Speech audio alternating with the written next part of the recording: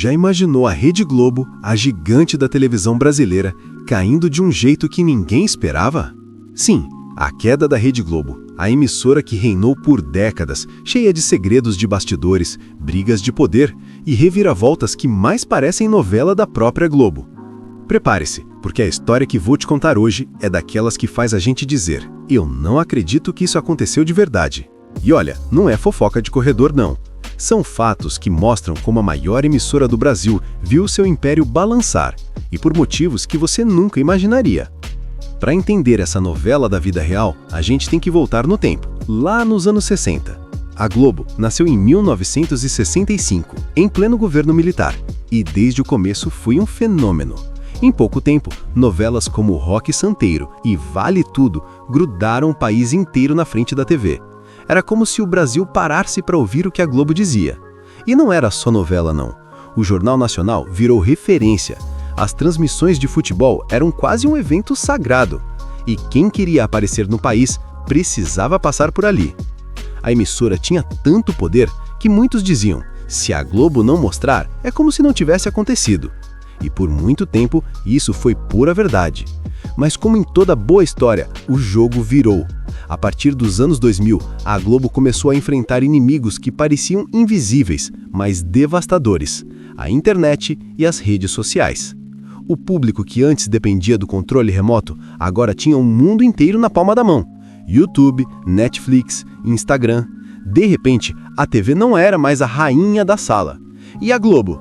Tentou se adaptar. Criou o Globoplay, mudou formatos, investiu pesado em jornalismo digital. Mas o ritmo das mudanças era insano. Era como correr atrás de um trem-bala usando chinelo. E aí vem a reviravolta que ninguém esperava. A própria força da Globo se virou contra ela. Durante anos, contratos milionários com artistas exclusivos eram motivo de orgulho. Só que quando a audiência começou a cair, manter esse time de estrelas virou um peso. Nomes gigantes como Faustão, Xuxa e Angélica deixaram a casa. Imagina só, Faustão, que era praticamente um móvel da Globo, saindo depois de décadas. Foi como se a gente visse a estátua do Cristo Redentor fazendo as malas. E não parou por aí.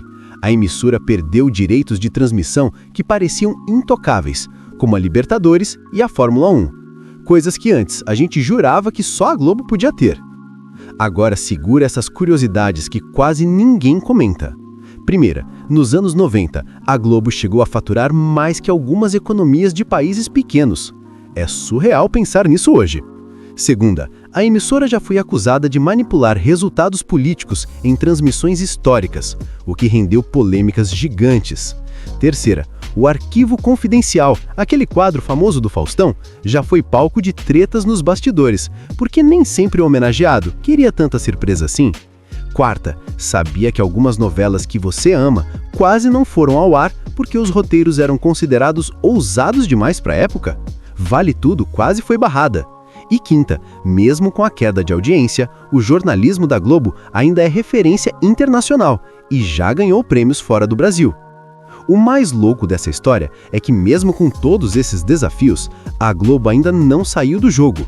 Ela só mudou de posição.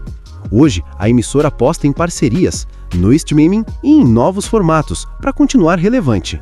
É como aquela novela que a gente acha que acabou, mas de repente ganha um spin-off inesperado. E se tem uma coisa que a Globo sabe fazer, é surpreender.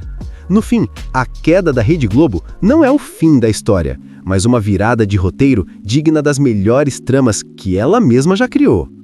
Então me conta, você já imaginava todos esses bastidores da queda da Rede Globo? Se curtiu essa viagem pelo lado oculto da TV brasileira, manda esse vídeo para aquele amigo que ama uma boa história e deixa seu like. Porque aqui a gente só traz curiosidades que parecem ficção, mas são mais reais do que você imagina. E já sabe, né? Inscreva-se para não perder as próximas histórias que vão fazer você olhar para o mundo com outros olhos.